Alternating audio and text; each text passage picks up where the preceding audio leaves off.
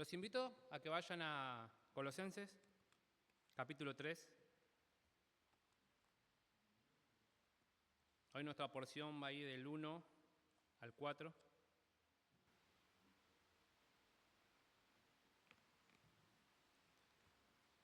Pero que antes que vayamos, hagamos una breve introducción al mensaje. Vamos a ir en oración para que el Señor nos esté guiando por medio de su Espíritu y podamos responder en obediencia y alabarle con una vida transformada. Vamos a orar. Padre que estás en los cielos, Señor, te damos gracias por este día, Señor. Venimos delante de ti únicamente en los méritos de Cristo Jesús, también en la guía y en el poder del Espíritu Santo, Señor. Te rogamos, Señor, que por medio de tu palabra, Señor, tú te hagas presente. Por favor, Señor, te pido que hables a nuestros corazones, que hoy nos hables por medio de esta porción de Colosenses, Señor, que realmente nos muestra cuál tiene que ser la meta y el propósito del cristiano en este mundo, Señor. Por favor, Señor, te pedimos que tú nos hables, que nos lleves, Señor, a la obediencia completa en ti, Señor, y que nuestras vidas sean transformadas a la imagen de tu Hijo, Señor.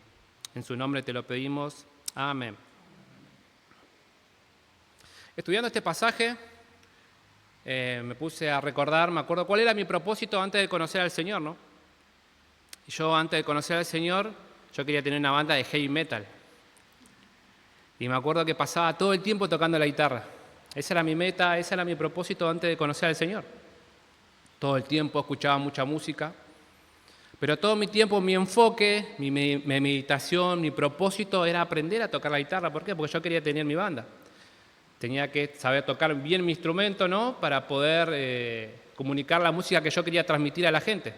Y bueno, de a poco empecé a buscar, estaba un día tocando en mi casa la guitarra, con el amplificador al mango, para que lo escuche todo el barrio. Y pasó un muchacho caminando y me dice, ¿vos tocás la guitarra? Sí, le digo. Ah, bueno, yo toco la batería. ¿Te gustaría venir a mi casa a ensayar? Bueno, dale, yo estoy buscando para armar una banda. Bueno, fui y ensayamos. Nos gustó cómo tocábamos los dos. Y bueno, ¿qué nos falta? Y nos falta el músico, nos falta el bajista, bueno. Entonces así empecé a buscar otros chicos del barrio, ¿no? y armé mi banda. Bueno, después empezamos a tocar, sonábamos bien. Pero mi propósito y mi meta era, bueno, tener esa banda, ¿no? Tener una banda de rock, y porque era lo que a mí me gustaba, era todo el tiempo que yo dedicaba, ese era mi enfoque, ¿no? Y mi guitarra, prácticamente mi guitarra fue casi como mi ídolo, ¿no? Porque yo le ponía todo mi enfoque, toda mi meditación, pasaba tiempos, horas y horas y horas tocando la guitarra. Pero ¿qué pasó ahora cuando yo me convertí, ¿no? Vino el Señor y cambió todo mi propósito, cambió mi meta, cambió todas las cosas que yo quería, ¿no? Eso es lo que hace el Señor. Lo que hace el Señor cuando viene a nosotros, cambia nuestros planes, cambia nuestras metas, cambia nuestro enfoque. El Señor nos da un propósito para que nosotros podamos vivir para su gloria.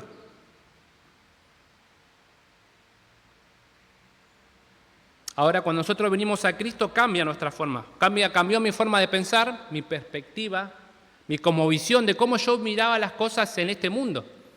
Yo antes de conocer al Señor miraba las cosas de una perspectiva terrenal, ¿no? De las cosas de este mundo. Pero cuando nosotros venimos al Señor, el Señor cambia toda nuestra forma de pensar y de ver. Y yo literalmente dije, he nacido de nuevo, porque ahora puedo ver las cosas como Dios las ve, de la perspectiva que Dios ve, del enfoque que nosotros tenemos que tener en este mundo. Eso es lo que hace el Señor cuando nosotros lo conocemos a Él. Cambia nuestra perspectiva, nuestra meta, nuestro propósito. Y nos enfoca a su propósito. ¿Cuál es su propósito del Señor? Es para su gloria. El Señor nos utiliza un propósito que es para glorificarlo a Él. Hoy por medio de esta porción de esta palabra, quiero que nosotros podamos responder esta pregunta. ¿Cuál tiene que ser tu meta y enfoque como hijo de Dios en este mundo? Eso es lo que nosotros vamos a estar respondiendo en este pasaje, vuelvo a repetir. ¿Cuál tiene que ser tu meta y enfoque como hijo de Dios en este mundo? Eso es lo que nosotros vamos a estar respondiendo hoy en este pasaje de Colosenses. Quiero que me acompañen en la lectura. Fíjense ahí en Colosenses capítulo 3, del 1 al 4. Dice así la palabra de Dios. Si ustedes, pues, han resucitado con Cristo, busquen las cosas de arriba, donde Cristo está sentado a la diestra de Dios. Pongan la mira en las cosas de arriba, no en las de la tierra. Porque ustedes han muerto y su vida está escondida con Cristo en Dios. Y cuando Cristo, nuestra vida, sea manifestado, entonces ustedes también serán manifestados con Él en gloria. Hoy lo que nosotros vamos a ver en esta mañana son 3 enfoques que te ponen en la meta correcta en el caminar de este mundo. Vuelvo a repetir aquellos que están anotando. Vamos a ver 3 enfoques que te ponen en la meta correcta en tu caminar en este mundo. Eso es lo que nos va a hablar hoy esta porción. ¿Cuál tiene que ser tu meta? ¿Cuál tiene que ser tu propósito como hijo de Dios? Ahora, hermano, este tema, las verdades que nosotros vamos a ver, son muy importantes. ¿Por qué? Porque este es un resultado de lo que dice Pablo. Aquellos que han resucitado con Cristo, bueno, esta tiene que ser la forma de que deben vivir. Esto tiene que ser una realidad hoy en tu vida. Ahora, ¿qué pasa? Nosotros en el transcurso del año, ¿qué hacemos? Nos podemos ir desviando, ¿no? ¿Cuál tiene que ser nuestro enfoque? ¿Cuál tiene que ser nuestra meta? A veces nos estamos enfocando mucho en las cosas de este mundo y no nos estamos enfocando en lo que el Señor quiere que nosotros estemos enfocados. Y eso puede pasar el creyente, ¿no? Continuamente nosotros nos vamos desviando, quitamos nuestro enfoque de Cristo. En el contexto de esta carta en Colosenses, lo que estaba pasando, los falsos maestros habían desviado su mirada de Cristo, ¿no? Los colosenses empezaron a querer buscar la santificación por medio de eventos religiosos, ¿no? De querer buscar por medio de hábitos, de guardar días, ¿no? Pero Pablo le dice, no, su enfoque tiene que ser Cristo. La santificación, la sabiduría, todo lo que ustedes necesitan lo van a encontrar en la persona de Cristo. Y eso pasa hoy en día también con nosotros. Nuestro enfoque puede desviarse de Cristo. Ahora, si estas cosas no son realidades en tu vida, o vos, como dije, quizás te pudiste desviar, pero tienen que ser algo patente, ¿no? Tiene que ser una evidencia en tu vida. Yo te animo a que vos te examines. Porque Pablo decía, aquellos que han resucitado con Cristo tiene que haber un resultado, tiene que haber una vida transformada, tiene que haber un cambio. Y Pablo nos dice que si nosotros esas cosas no se ven, nos tenemos que examinar a nosotros si realmente estamos en la fe. Yo siempre digo que algo que el cristiano tiene que estar bien firme es su seguridad de salvación, ¿no? ¿Por qué? Porque un día nosotros vamos a tener que estar delante del Señor, ¿no? Si realmente hemos creído en el Evangelio. Ahora, en primer lugar, quiero que miremos el primer enfoque que te va a encaminar, te va a poner la meta correcta. Ese primer enfoque es simple y sencillo. Pablo nos dice que la primera enfoque o meta correcta es que vos busques las cosas de arriba. Tan simple como eso. Fíjense en versículo 1. Primera meta, primer enfoque, debes buscar las cosas de arriba. Ahora es interesante que en versículo 1 y 2 Pablo lo que va a explicar es la naturaleza de la meta del creyente. Ahora en los versículos 3 y 4 son las razones por qué nosotros tenemos que buscar esa meta única.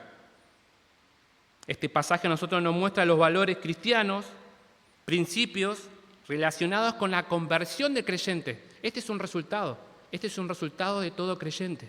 Si vos realmente resucitaste con Cristo, vos tenés que tener principios y valores que son del cielo. Tu conversión incluye un cambio radical en la forma de pensar, que se caracteriza por una separación del mundo y los principios y los valores del mundo, porque sí, el mundo tiene sus principios y tiene sus valores, que están enfocados ¿en qué? En los deseos pecaminosos del hombre. El principio y valores de este mundo están enfocados en los deseos de la carne. Esos son los principios del sistema de este mundo. Fíjense que Pablo comienza en versículo 1, diciendo, si ustedes pues han resucitado con Cristo. Ahora fíjense, sí que pone ahí Pablo, si ustedes, es un condicionante, pero acá funciona como una afirmación compartida de confirmación. Lo que Pablo está diciendo está confirmando que realmente estos creyentes resucitaron con Cristo. Y esto es también para nosotros. Es una afirmación. Ahora, la intención de Pablo lo que está haciendo quiere llevarnos a nosotros a la reflexión. Y a nosotros también quiere llevarnos a pensar. Si nosotros resucitamos con Cristo, tiene que haber una evidencia de una nueva vida, con nuevos patrones, con nuevos principios, valores, que están en buscar las cosas de arriba.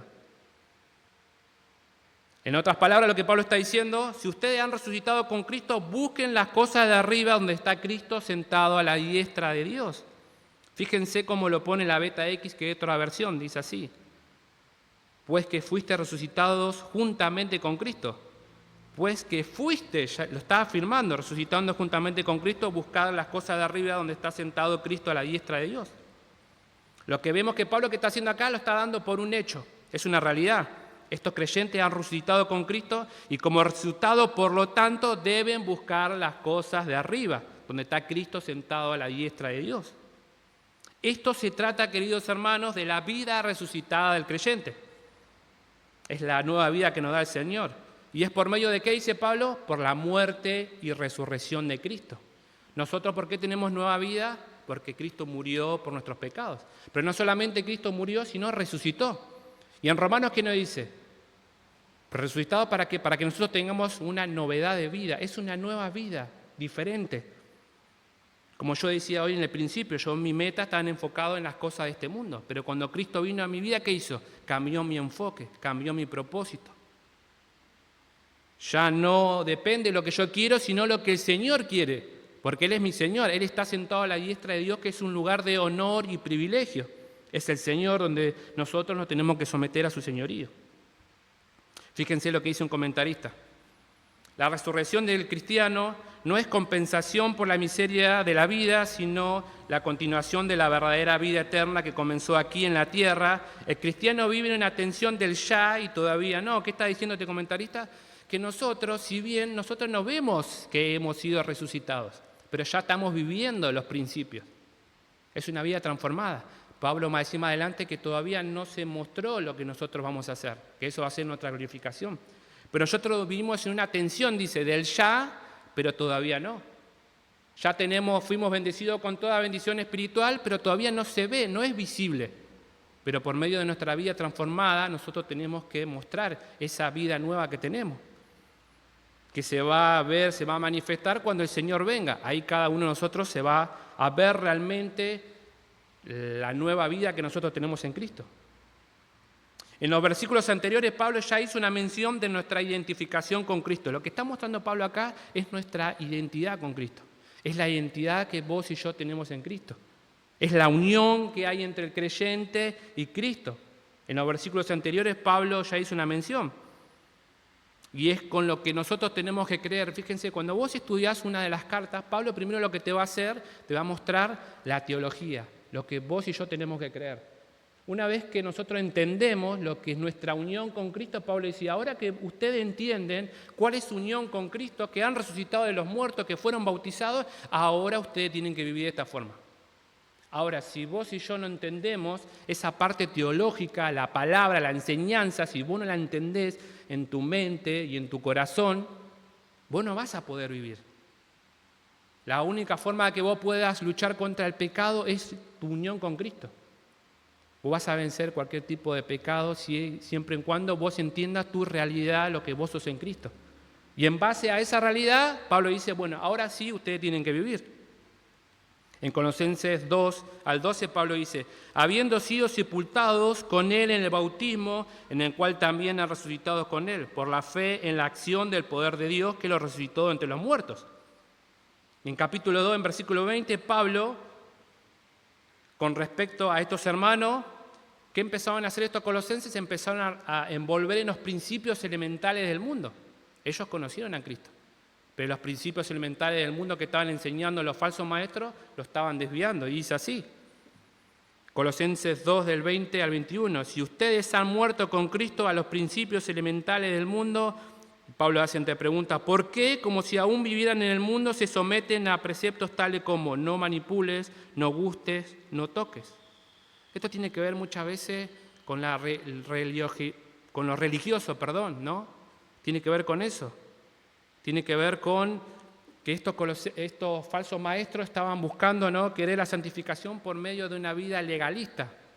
Y Pablo le dice, no, la santificación, la unión, para que ustedes puedan crecer, se encuentra únicamente en Cristo. En Cristo van a encontrar la verdadera realidad y la verdadera espiritualidad. Ahora, en este pasaje a nosotros nos exhorta a los resultados de lo que el creyente tiene que buscar. Como dije, tenemos que estar buscando las cosas de arriba. Es un mandato, este es un imperativo. ¿Se acuerdan lo que decía Reinaldo? Reinaldo dice, cuando vos ves un imperativo en la Escritura, ¿qué tenés que hacer? Tenés que obedecerlo. Es algo que viene de parte del Señor. Es lo que el Señor quiere, que vos y yo estemos buscando las cosas de arriba. Ahora, la pregunta que nosotros nos tenemos que hacer, ¿cuál es? ¿Qué significa buscar las cosas de arriba? ¿Y cómo nosotros lo ponemos en práctica? Bueno, Pablo lo va a responder en dos maneras. En primer lugar, nos invita a tomar una conciencia de nuestra posición y nuestra unión con Cristo, lo que dije hace ratito. La diferencia de que nosotros, al conocer al Señor, tenemos que separarnos de las cosas de este mundo. Tiene que haber un cambio. Tiene que haber una comprensión de que nosotros somos hijos de Dios, que hemos resucitado con Cristo. Ahora, si nosotros no nos damos cuenta de eso, no vamos a poder estar viviendo las realidades espirituales que nos está hablando Pablo. Ahora, lo que nosotros somos, lo que nosotros pensamos, influye lo que nosotros somos. Como dice Proverbio, así como el hombre piensa es. Así como vos pensás, así como vos te vas a comportar. ¿Por qué es nuestro comportamiento, nuestra conducta? Porque Cristo cambió y está cambiando nuestra forma de pensar. Y eso se va a manifestar en tu conducta. Yo voy a ver dónde vos estás enfocado, cuál es tu propósito, en conforme cómo es tu andar, tu comportamiento. Porque la palabra de Dios nos dice que nuestros pensamientos van a ser alineados a nuestra conducta. Y debemos entender, como dice en Colosenses 1, versículo 13, porque Él nos libró del dominio de las tinieblas y nos trasladó al reino de su Hijo amado. Nosotros estábamos antes en el mundo de las tinieblas, pero el Padre nos trasladó al reino de Cristo, donde hay principios y valores del reino que son diferentes a los de este mundo. Si nosotros no entendemos que fuimos trasladados del dominio de las tinieblas al reino de Cristo, vamos a estar en peligro de seguir viviendo como si todavía nosotros perteneciéramos a este mundo de tinieblas. En segundo lugar, y lo que sigue en otro pasaje, que es lo que sigue en el pasaje siguiente, Pablo va a tomar las formas prácticas de cómo uno tiene que vivir esta vida resucitada. Fíjense ahí Colosenses capítulo 3, los versículos que siguen del 5 al 9. Acá hay un código moral, se le dice, ¿no? Hay una lista de vicios, de aquellas cosas que nosotros tenemos que desechar, de aquellas cosas que nosotros no tenemos que revestir. Si vos resucitaste, ¿qué pasa con nosotros? Cuando nosotros o conocemos al Señor, ¿no? O de grande, de adulto, nosotros tenemos malos hábitos, ¿no? Nosotros conocemos al Señor, el Señor nos transforma, pero venimos atrayendo de muchos años malos hábitos. El pecado, ¿no? Y Pablo es lo que nos está diciendo, bueno, ustedes tienen que desechar todos aquellos principios, aquellos valores, aquellos hábitos malos. ¿Por qué? Porque usted ha resucitado con Cristo. Es algo que nosotros lo podemos hacer, ¿por qué? Porque el Espíritu Santo mora en nosotros. Él nos da, es el agente santificador que te capacita. Fíjense lo que dice en el 5 al 9. Por tanto, consideren los miembros de su cuerpo terrenal como muertos a la fornicación, a la impureza, a las pasiones, los malos deseos y a la avaricia, que es idolatría. Esta palabra, cuando dice como muerto, está diciendo hacer morir, quiere decir en el griego. Nosotros tenemos que hacer morir todo lo terrenal. ¿Qué dice? La fornicación, la impureza, las pasiones, los malos deseos y la avaricia, que es idolatría. Esas son las cosas que nosotros tenemos que hacer, son los vicios que nosotros tenemos que romper, que quitar. Versículo 6 dice, pues la ira de Dios vendrá sobre los hijos de desobediencia por causa de estas cosas, en las cuales ustedes también anduvieron en otro tiempo cuando vivían en ellas. Pero ahora desechen, pero miren lo que hace acá Pablo. No solamente que vos podés decir, bueno, ¿sabés qué, Johnny? Yo no ando en fornicación, yo no ando en impureza, no ando en pasiones, me guardo todas esas cosas. Pablo te va a decir, bueno, tenés que desechar esto, pero también tenés que desechar estas cosas. Pero ahora desechen también todo esto, ira, enojo, malicia, insultos, lenguaje ofensivo de su boca. ¿Quién, lo que está acá, no lucha muchas veces con la ira, con el enojo, con la malicia, con los insultos, lenguaje ofensivo de su boca? Muchos de los que estamos de acá, nosotros luchamos con eso. Pero Pablo nos dice, esas son las cosas que ustedes tienen que desechar. ¿Por qué? Porque han resucitado con Cristo. Se tienen que revestir. En ese tiempo era quitarte una ropa vieja y te pones una ropa nueva. Ahora, en ese tiempo no había mucha ropa. Vos tenías una prenda, una o dos prendas. Vos te la ponías y te la dejabas puesta. Bueno, Pablo no está diciendo eso. Quítate la ropa vieja, pero ponete la ropa nueva.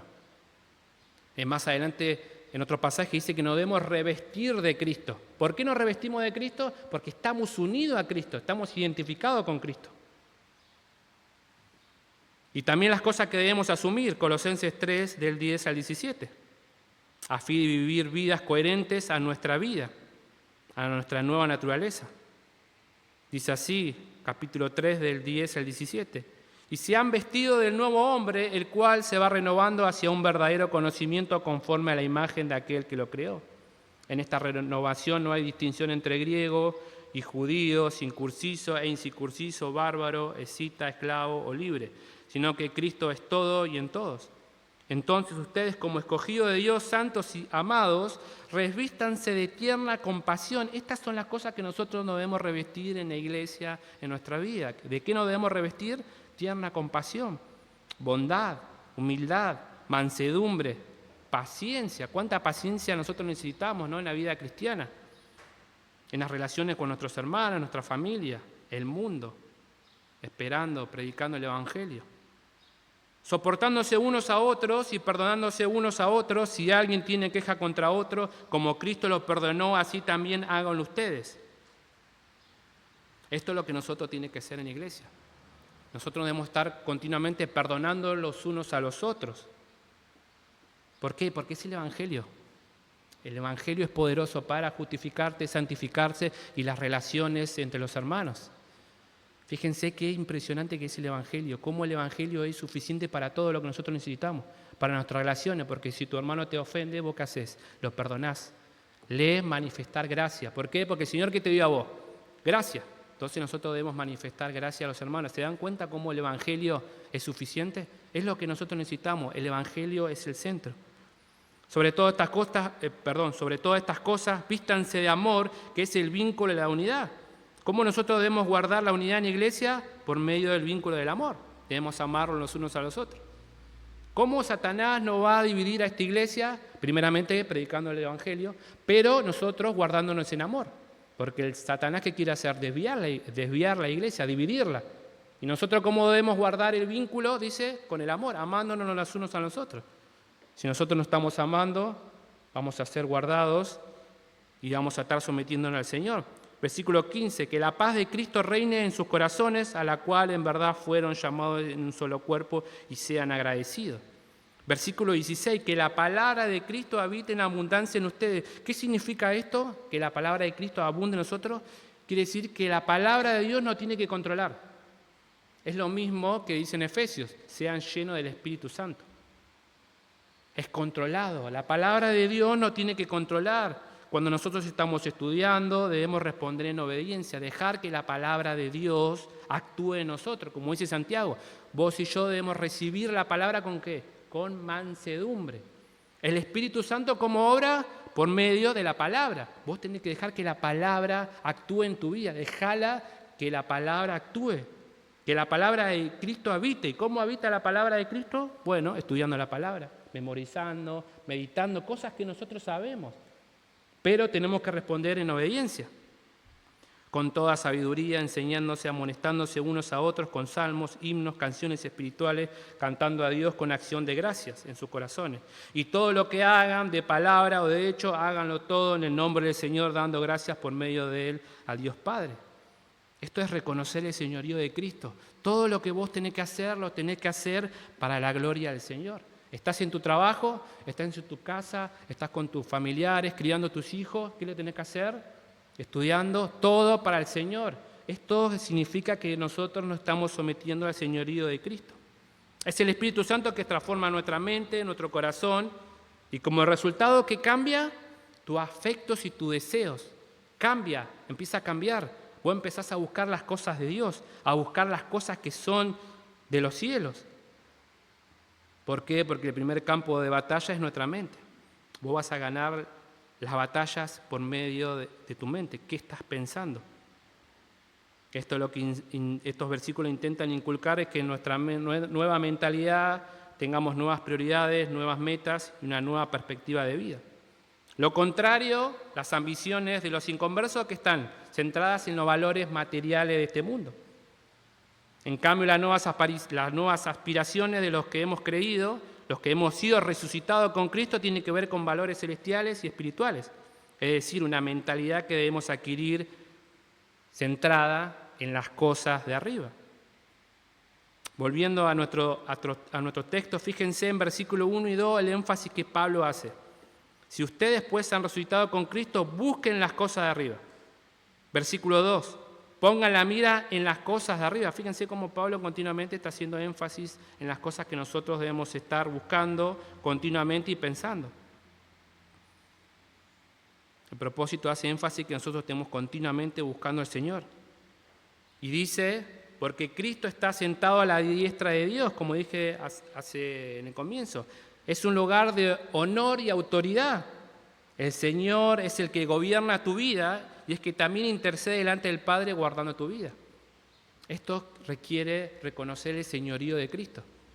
Como dice el Señor, ustedes me dicen Señor, Señor, pero no hacen lo que yo les mando. Es reconocer que hemos resucitado con Cristo y que las cosas que nosotros tenemos que estar buscando es las que el Señor quiere, es las que Él estableció por medio de su palabra. Eso significa reconocer el señorío de Cristo en nuestras vidas. Como dije, ¿qué significa buscar las cosas de arriba? Es buscar el que está vivo en los cielos, ¿no? A la Escritura dan testimonio que el Señor fue llevado al cielo, Lucas 24, 51. Y aconteció que mientras los bendecía, se separó de ellos y fue llevado arriba en el cielo. Es el Señor en su cuerpo, ¿no?, glorificado, que está a la diestra del Padre, un lugar de honor y de privilegio. Y el Padre le dio toda autoridad al Señor. Buscar las cosas de arriba significa buscar las cosas de Cristo, reconocer su señorío y someternos a Él. Debemos recordar que toda esta escritura, si vos la leíste, la epístola, mejor dicho, la carta de Colosenses, significa la preeminencia de Cristo. Toda la carta de Colosenses habla de la preeminencia de Cristo, que Cristo tiene que ser preeminente en toda tu vida. En todo lo que vos hacés, Cristo tiene que tener el primer lugar. Toda nuestra atención, todo nuestro enfoque debe estar puesta en Él. Porque Él es el autor de nuestra salvación y donde se encuentran todos los recursos que vos necesitas para tu santificación. Él es nuestra vida y como creyentes resucitados debemos vivir, perseverar unidos en Él. Estas son las verdades, hermanos, cuando vos meditás y reflexionás, las que van a cambiar tu vida. Estar meditando y reflexionando en la persona de Cristo. ¿De qué se trata la santificación? Muy simple, conocer la persona de Cristo y su obra, el Evangelio. Eso es todo lo que nosotros necesitamos. Para que vos crezcas a la imagen de Cristo es continuamente estudiando, creciendo en el conocimiento de Cristo en su persona y en su obra, el Evangelio. También buscar las cosas del reino, también buscar las cosas de arriba es buscar su reino, como dice Mateo 6:33, que es un paralelo a esto también. Pero busquen primero su reino y su justicia y todas estas cosas les serán añadidas. Continuamente nosotros tenemos que estar buscando las cosas del reino. Y todo lo que vos necesites, las cosas que vos estés pasando, necesidades, problemas, salud, el Señor que nos dice, van a ser añadidas. Pero nuestra responsabilidad es estar buscando continuamente las cosas del reino, buscar las cosas de arriba. También es recordar que nuestra ciudadanía no está en este mundo. La ciudadanía está en los cielos, como dice Filipenses 3:20. Porque nuestra ciudadanía está en los cielos, de donde también ansiosamente esperamos a un Salvador, el Señor Jesucristo. También las Escrituras nos mandan a que no debemos acumular tesoros en este mundo. No tiene que estar nuestro enfoque en las cosas de este mundo, sino de dónde debemos estar acumulando tesoros en el cielo. Mateo 6:19-20. No hagáis tesoros en la tierra donde la polilla y el orín corrompen y donde los ladrones minan y hurtan, sino haceos tesoros en el cielo donde ni la polilla ni el orín corrompen y donde los ladrones no minan ni hurtan. Es también que vos puedas invertir tu tiempo, tu fuerza, los recursos que vos tenés para el reino de Dios. Es reconocer que nuestra herencia, ¿dónde se encuentra? En los cielos. Es lo que ustedes estudiaron acá, 1 de Pedro 1:4. para obtener una herencia incorruptible, inmaculada y que no se marchitará, reservada en los cielos para ustedes. Nuestra herencia está en los cielos. ¿Cuál es nuestra herencia, hermanos? Cristo mismo es tu herencia. Cristo es nuestra porción. Eso es lo que nosotros necesitamos, esa es nuestra recompensa, el Señor mismo. Siempre escucho, el cielo no sería nada si el Señor no estaría ahí. El Señor tiene que ser nuestra recompensa. Todo lo que vos haces tiene que ser, ¿por qué? Porque el Señor es nuestra recompensa, el Señor es nuestra porción. Buscarlo a Él, buscar las cosas del cielo es buscar al Señor. También es aspirar a ser como Cristo, a ser transformado a su imagen y reflejar el carácter justo del Señor. Amar como Él amó, andar como Él anduvo, como dice 1 Juan 2:6. El que dice que permanece en Él debe andar como Él anduvo. ¿Cómo anduvo el Señor en este mundo? Haciendo la voluntad del Padre. Eso es lo que hizo el Señor. Otra cosa no hizo, era su enfoque, era venir y morir por los pecadores, morir por vos y por mí. Tenía una meta, tenía un enfoque. ¿Cuál era? Hacer la voluntad del Padre. El Espíritu Santo lo que hace, te mueve a que vos puedas hacer la voluntad del Padre. El Señor tiene un propósito en tu vida, cada uno de nosotros, que es para su gloria, pero te lleva a que vos hagas la voluntad, así como Cristo hizo en este mundo la voluntad del Padre. Es el vivir día a día comportándonos en este mundo como lo que realmente somos y hemos resucitado con Cristo, hijos de Dios, ciudadanos del cielo, que hemos sido llamados a ser embajadores de Cristo en este mundo. Ahora quiero hacer algunas preguntas de reflexión, hermano. Te pregunto, ¿vos estás buscando las cosas de arriba como dice este pasaje? ¿En qué te estás enfocando? ¿Cuál es tu meta? ¿Cuál es tu propósito? Pablo, por mandato de Dios, te manda que continuamente vos debes estar buscando las cosas de arriba, buscar al Señor. Y eso conlleva una vida de oración, una vida de estudio en la palabra y una completa confianza en el señorío de Cristo. La vida cristiana es simple y sencilla. Requiere de una vida de oración, hermanos, y una vida de estudio en la palabra de Dios, y así hasta que te mueras, perseverando continuamente en ello. Eso es lo que nosotros necesitamos, para poder continuamente estar enfocados, dirigidos a buscar las cosas del cielo. Ahora, Pablo no solo nos dice que debemos buscar las cosas de arriba, sino que también debemos pensar en las cosas de arriba. Y eso nos lleva a nuestro segundo enfoque que debes tener para tener una meta correcta de cómo debes vivir como un hijo de Dios en este mundo. El segundo enfoque es que debes pensar las cosas de arriba, simple y sencillo como eso. Segundo enfoque que te pone en la meta correcta para vivir en este mundo es que debes pensar las cosas de arriba. Versículo 2 al 3, vamos a ver. Fíjense lo que dice Pablo. Pongan la mira en la cosa de arriba, significa poner la mente, poner nuestro enfoque. Mandato contrario, no en las cosas de la tierra. La razón, versículo 3, porque ustedes han muerto y su vida está escondida con Cristo en Dios. Vamos a ir por parte. Segundo imperativo que nos da Pablo acá, Pablo nos dice, no solo busquen las cosas de arriba, sino también pongan la mira en las cosas de arriba y no en la de la tierra. El primer mandato, como vimos, que era buscar, y esta palabra buscar es un presente continuo, lo que te está diciendo que vos debes estar buscando continuamente debes estar buscando al Señor, y eso requiere de todo el tiempo y en todo momento y hasta el último día que estemos en este mundo. Continuamente debemos estar buscando al Señor. Y el segundo mandato es paralelo, dice que debemos poner la mira. Este segundo imperativo sugiere la idea de terminar nuestra mente y pensamientos dirigidos y enfocados a una sola cosa y no nos debemos desviar de eso. Vos debes estar enfocado y pensando y meditando en una sola cosa, que es buscar las cosas de arriba. Yo me acuerdo cuando me compré mi primera guitarra eléctrica, me acuerdo que estaba nuevita, la abría, la sacaba, la miraba, le miraba las cuerdas, los colores, la volvía a poner en su funda, la dejaba un ratito, volvía de vuelta, la sacaba, la miraba. ¿Por qué? Porque estaba mi enfoque, estaba contemplando la guitarra.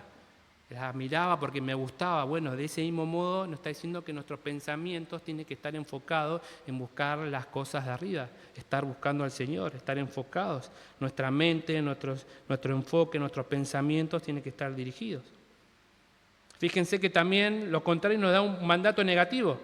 Pongan la mira en las cosas de arriba, no lo contrario en la de la tierra. Nosotros sabemos que alrededor de nosotros hay muchas distracciones en este mundo.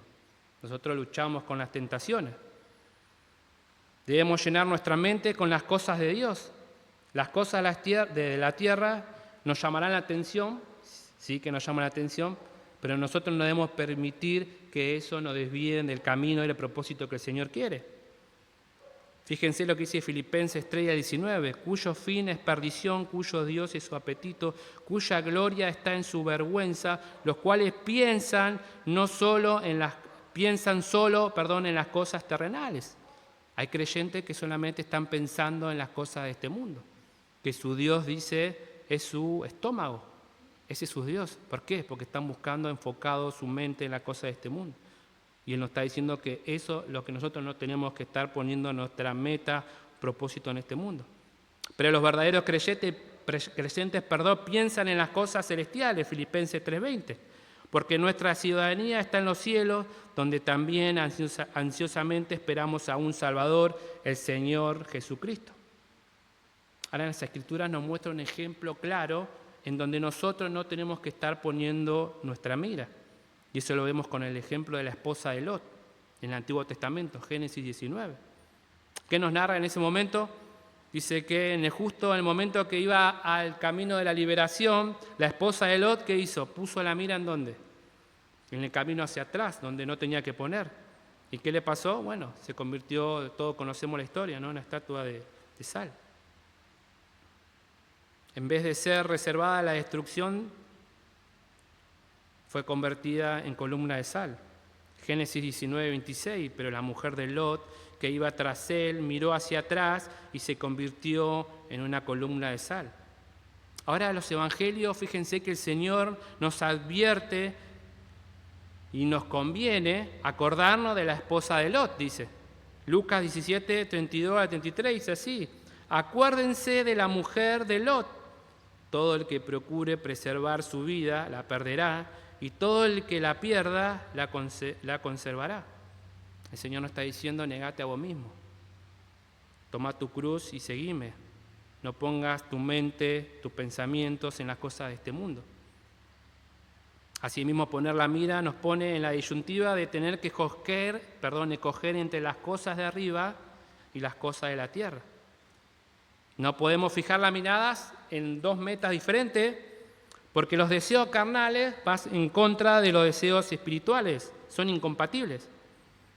No podemos servir a dos amos, tenemos que elegir entre el Señor y el Señor que nos dice, y el materialismo. Mateo 6:24. Nadie puede servir a dos señores porque aborrecerá a uno y amará al otro, o apreciará a uno y despreciará al otro. Ustedes no pueden servir a Dios y a las riquezas. Santiago, que nos dice que la sola amistad con el mundo es enemistad hacia Dios, Santiago 4:4. Oh, almas adúlteras, ¿no saben que ustedes que la amistad del mundo es enemistad hacia Dios? Por tanto, el que quiere ser amigo del mundo se constituye enemigo de Dios. Tenés que elegir dónde vas a poner la mira, en las cosas de este mundo o en las cosas del cielo. Es una u otra, pero las dos no se puede. Es lo que dice Santiago y lo que dice Mateo. Ahora fíjense, en versículo 3, Pablo nos da la razón de por qué nosotros no debemos poner la mira en la cosa de la tierra. Él dice, fíjense, nos da la razón. Miren versículo 3, porque ustedes han muerto y su vida está escondida con Cristo en Dios.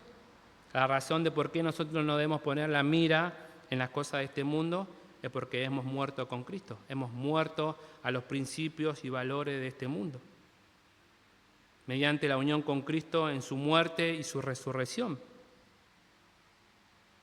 Como dije, la forma de vivir de este mundo se caracteriza por vivir por los propios deseos carnales y pecaminosos, deseos carnales y egoístas. Yo me acuerdo que antes cuando vivía en el mundo, o la mayoría de nosotros, éramos personas continuamente egoístas. Vivíamos para nosotros mismos, no vivíamos para los demás. Y es algo que también nosotros hoy en día, conociendo al Señor, seguimos luchando con eso. Cada uno de nosotros lucha con la soberbia, con el egoísmo, con el orgullo, y seguimos continuamente, la carne quiere vivir para nosotros mismos. Y el Señor quiere, no, vos vas a vivir sirviendo a los demás, ¿no? Ese tiene que ser nuestro sentir, continuamente buscando el bienestar de los otros por encima de nuestros deseos propios. Pablo, fíjense que añade que la vida del creyente se encuentra escondida en Cristo, en Dios. La pregunta que surge, ¿qué significa que la vida del creyente está escondida en Cristo, en Dios? Y acá quiero citar a MacArthur porque él lo pone de una forma muy clara. Él lo divide en 3 aspectos, dice así. En primer lugar, los creyentes compartimos una vida en común con el Padre y con el Hijo. Y cita 1 Corintios 6, el 17, dice así. Pero el que se une al Señor es un espíritu con Él. También MacArthur dice, los creyentes son participantes de la naturaleza divina, y lo toma de 2 de Pedro 1:4, dice así. Por ellas Él nos ha concebido sus preciosas y maravillosas promesas a fin de que ustedes lleguen a ser participantes de la naturaleza divina, habiendo escapado de la corrupción que hay en el mundo por causa de los malos deseos. En segundo lugar dice, la nueva vida está escondida del mundo, los no creyentes son incapaces de comprender toda la dimensión de la nueva vida del creyente. ¿Qué está diciendo MacArthur? El mundo no puede ver y comprender todavía lo que se ha de manifestar de nosotros. Y en tercer lugar dice, los creyentes gozamos de la seguridad por la eternidad cuando estamos escondidos y protegidos de cualquier adversario espiritual. ¿Qué entiende MacArthur?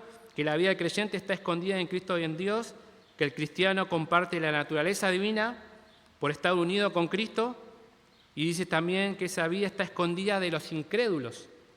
Y por último, que los creyentes gozamos de la protección de Dios que guarda nuestras vidas de cualquier peligro. Nuestra seguridad de salvación está firme en el Señor. ¿Por qué? Porque está guardada en Cristo. El Padre y el Hijo nos tienen unidos, entonces nuestra salvación está firme y segura en el Señor. Son las cosas que nos tienen que dar esperanza en medio de las tribulaciones, en medio de los problemas. Ahora quiero hacerte unas preguntas de reflexión conforme a lo que venimos viendo. ¿Dónde está puesto tu corazón? ¿En las cosas de este mundo o en las cosas del cielo? Te pregunto, ¿anhelás ser como Cristo, suficiente como para despreciar las ambiciones de este mundo? ¿Aborreces este mundo, las cosas de este mundo? El Señor dijo que mi reino no es este mundo. Si nuestro deseo está más compatible con las cosas de este mundo, nosotros estamos siendo enemigos del Señor. Nosotros debemos aborrecer el sistema de este mundo egoísta. Como dije, hermano, no se puede vivir con un corazón dividido. No podés tener la atención fijada en las cosas de este mundo y en las cosas del cielo. ¿Por qué? Porque tarde o temprano se va a prevalecer dónde está enfocado tu propósito y tu meta. Se va a manifestar dónde estás poniendo tu meta, tu propósito. Si en las cosas de este mundo se va a manifestar, en tarde o temprano se va a ver, se va a evidenciar. Nosotros vemos porque muchos hermanos estuvieron acá y sabemos que muchas veces vuelven a las cosas del mundo, porque sabemos dónde estaba puesto su enfoque y su propósito. Pero aquellos que están firmes y siguen prevaleciendo, ¿no?, perseverando, son aquellos que están buscando las cosas de arriba. ¿Por qué? Porque han resucitado con Cristo y esa es una evidencia.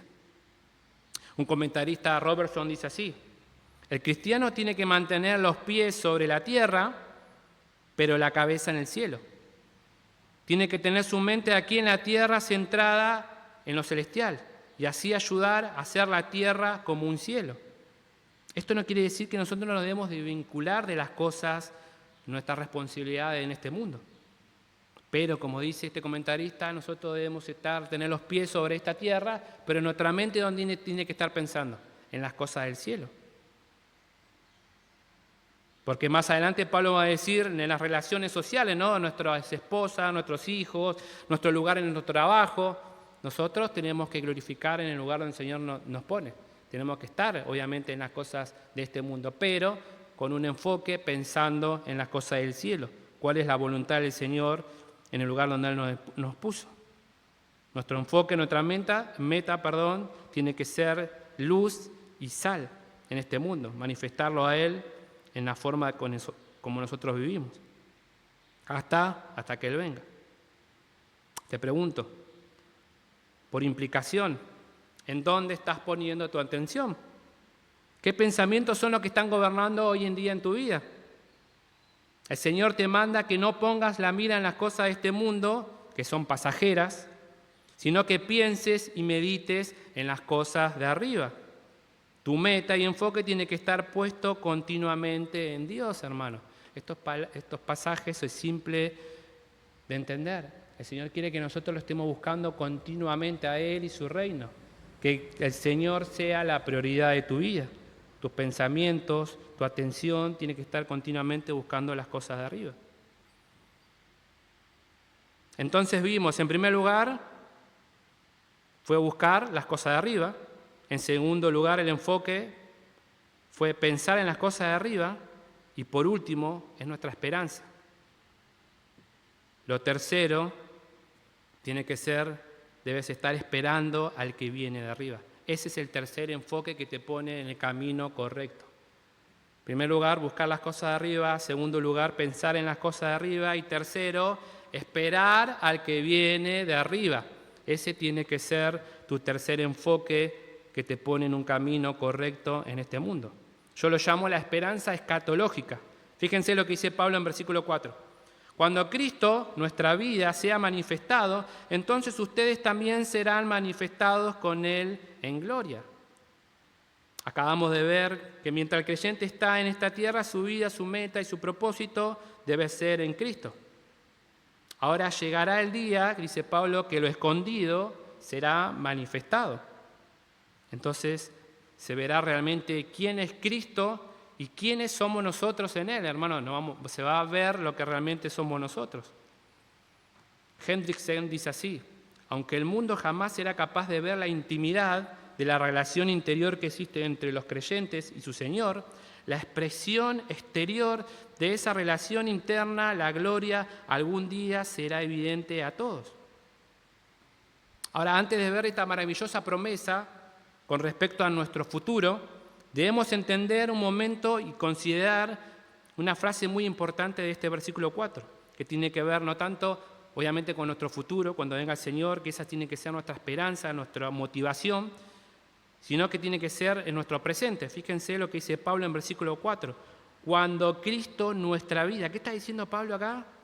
No solamente que nuestra vida está escondida en Él, sino que también Cristo es la fuente y el origen de nuestra vida. Cristo es nuestra vida. Cristo mismo es nuestra vida. Él es la fuente de vida. Nosotros en nuestro caminar tenemos que estar continuamente manifestar a Cristo, que Cristo se haga visible. Y es por medio del Espíritu Santo que Cristo vive en nosotros. El misterio del Evangelio consiste en esto. Antes nosotros vivíamos en los impulsos de la carne, estábamos en Adán, ¿y qué revelábamos? Revelábamos a Adán. Pero ahora que estamos en Cristo, nuestra vida, ¿qué tiene que manifestar? A Cristo. Colosenses 1:27. A estos Dios quiso dar a conocer cuáles son las riquezas de la gloria, este misterio entre los gentiles, que es Cristo en ustedes, la esperanza de gloria. Esa es nuestra esperanza. Existe una vinculación tan estrecha entre la vida de Cristo y del creyente como la existía antes entre Adán y el hombre. Ahora, un pasaje muy importante que nos muestra esta unión, esta intimidad que hay entre Cristo y el creyente en Gálatas 2:20, fíjense lo que dice Pablo. Con Cristo he sido crucificado y ya no soy yo el que vive, sino que Cristo vive en mí. Y la vida que ahora vivo en la carne, la vivo por la fe en el Hijo de Dios, el cual me amó y se entregó a sí mismo por mí. Pablo continúa diciendo que Cristo será manifestado en su venida y vendrá con gran gloria. Ahora, nuestra meta y nuestro enfoque tiene que estar esperando ¿qué? La venida del Señor. En ese día en el cual el Señor se manifestará al mundo. Esta esperanza se centra en la segunda venida y en la plena revelación del Señor Jesucristo. Esa tiene que ser nuestra esperanza, hermano. ¿Cuántos de nosotros estamos esperando la venida del Señor? Creo que hay muy pocos mensajes que estén predicando que el Señor viene, ¿no? Y el Señor viene pronto. Te pregunto, ¿estás esperando la venida del Señor? ¿O estás viviendo de un modo pensando que Cristo no viene todavía? Déjame decirte algo, la venida de Cristo es más real de lo que nosotros estamos acá reunidos. Cristo viene pronto. Por eso nosotros, ¿qué tenemos que estar haciendo en este mundo? Pensando las cosas de arriba, buscando las cosas de arriba y esperando al que viene de arriba. ¿Por qué? Esto no quiere decir que estoy imponiendo miedo, ¿no? Porque siempre cuando decimos viene el Señor, como que eso nos pone un poco de temerosos, ¿no? Pero esto no tiene que ser así, hermano. La venida de Cristo tiene que ser una esperanza gozosa. El Señor viene a terminar con la maldad completa en este mundo. Eso tiene que ser una esperanza, eso tiene que ser un anhelo, eso tiene que ser el motivo por cual yo sirvo. Estoy sirviendo en una iglesia local, sirvo a mis hermanos, estoy buscando al Señor para tener confianza cuando el Señor venga. Y todas esas verdades nos llevan a tener un enfoque seguro, un propósito recto y la meta que el Señor quiere para nosotros. Para que cuando Él venga, nosotros no tengamos que ir avergonzados delante de Él, como dice 1 de Juan 2:28. Y ahora, hijos, permanezcan en Él para que cuando se manifieste tengan confianza y no nos apartemos de Él avergonzados en su venida. ¿Quién, cuando venga el Señor, quiere apartarse avergonzado delante del Señor? Esto no quiere decir que la salvación se pierda, sino que vos vas a perder aquellas recompensas. ¿Cuántos de nosotros estamos acá y anhelamos escuchar esta palabra? Bien hecho, siervo fiel. Yo creo que eso es lo que vos, tanto los que estamos aquí hoy, queremos escuchar en aquel día, hermano. No queremos ser avergonzados delante del Señor. Pero para llegar a eso, ¿qué tenemos que estar haciendo nosotros? Nos dice Pablo, nuevamente buscando las cosas de arriba, pensando en las cosas de arriba y esperando a Cristo. Para que cuando el Señor venga, ¿cómo nos encuentre? Con confianza. Porque vamos a estar haciendo lo que el Señor le agrada, ¿no? Vamos a hacer lo que a Él le agrada. Entonces vamos a poder entrar, como dice, con gran gloria en aquel día. Pero para esto, lo que estoy hablando hoy tiene que ver con la responsabilidad de cada uno de nosotros de buscar al Señor. Miren al final del versículo 4. Pablo dice que no solo Cristo será manifestado, sino que también todos los hijos de Dios serán manifestados juntamente con Cristo. Colosenses 3:4. Cuando Cristo, nuestra vida, sea manifestado, entonces ustedes también serán manifestados con Él en gloria. Ahora déjame dar algunas citas donde habla también de estas verdades. Romanos 8:18. Pues considero que los sufrimientos de este tiempo presente no son dignos de ser comparados con la gloria que no ha de ser revelada. ¿Qué está diciendo Pablo? Los sufrimientos, los problemas que nosotros pasamos es como si nada, hermano. No se compara con la vida. La vida que nosotros tenemos en este mundo es como nieblina, pasa rápido, pero la eternidad es para siempre. Vamos a pasar sufrimiento y te aseguro, vas a sufrir, hermano. Vas a sufrir porque es parte del medio que el Señor utiliza para nuestra santificación. Vamos a sufrir. Esa es la realidad. Hay otros que te dicen, pare de sufrir, ¿no? Y eso no es lo que enseña la palabra. La palabra de Dios nos dice que nosotros vamos a pasar persecución. ¿Por qué? Porque se nos dio no solamente realmente participar del Señor, también de poder sufrir juntamente con Él. Es el medio por cual el Señor nos santifica, para que nuestra fe, en el momento que sea presentada delante de Dios, sea una fe sólida, firme, purificada. Pero debe pasar por medio de pruebas. Pero Pablo dice que estos sufrimientos presentes no son dignos de ser comparados con la gloria que no ha de ser revelada en nuestra glorificación. Romanos 8:17. Y si somos hijos, somos también herederos, herederos de Dios y coherederos con Cristo, si en verdad padecemos con Él a fin de que también seamos glorificados con Él. Mateo 13:43. Entonces los justos resplandecerán como el sol en el reino de su Padre, el que tiene oídos, que oiga.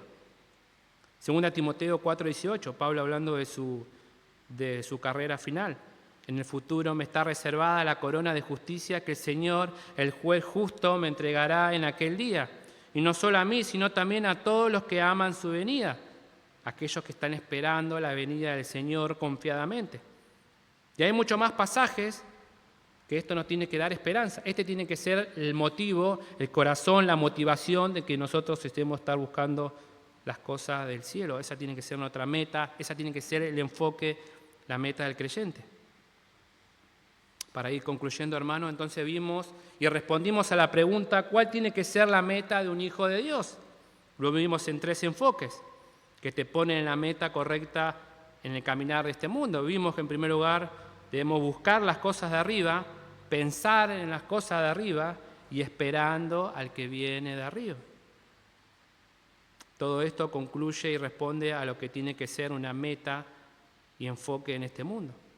Ahora, queridos hermanos, quiero finalizar con una cita que me encanta este libro de un puritano, John Owen, en su libro La Gloria de Cristo. Él dice así, y resume y da la clave de nuestra santificación y cómo nosotros debemos vivir y en quién tenemos que estar enfocados. Tenemos que estar enfocados en la persona de Cristo. John Owen dice así, escuchen. Una continua visión de la gloria de Cristo tendrá el efecto bendito de transformarnos cada vez más en la semejanza de Cristo. Quizás otros caminos y medios han fallado en hacernos semejantes a Cristo. Hagamos la prueba con este medio. La mayoría de nuestra debilidad espiritual y falta de fruto es debido a que permitimos que fácilmente otras cosas ocupen nuestras mentes. Cuando tengamos nuestras mentes llenas de Cristo y de su gloria, entonces nuestros corazones arderán con gran amor hacia Él y ya no tendrán lugar para otras cosas. Es solamente una visión continua de Cristo y su gloria lo que nos avivará y nos animará a velar y pelear continuamente contra las obras engañosas del pecado. La experiencia de contemplar la gloria de Cristo tiene poder para hacernos obedecer y desear todas las cosas que agradan a Cristo. Esto es lo que nosotros necesitamos, hermanos. Conocer más a nuestro Salvador, ver su gloria y ser llenos y asombrados de la gloria de nuestro Salvador. Es lo que dice 2 Corintios 3:18 para finalizar. Pero todos nosotros con el rostro descubierto, contemplando como un espejo la gloria del Señor, estamos siendo transformados en la misma imagen de gloria en gloria como por el Señor el Espíritu. Vamos a orar. Señor, te damos gracias, Padre, por esta palabra. Gracias, Señor, porque nos muestra cuál tiene que ser la meta, el propósito del cristiano, del creyente.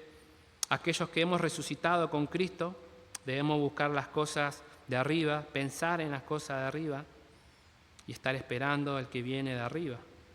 Por favor, Señor, te rogamos que estas verdades, Señor, se hagan presentes en nuestra vida. Te pedimos, por favor, que por medio del Espíritu Santo durante las semanas podamos estar meditando y pensando en estas verdades, Señor, para que cuando nuestro Salvador venga podamos hallar, Señor, y nos encuentre confiados, Señor, sabiendo que estamos haciendo tu voluntad, Señor.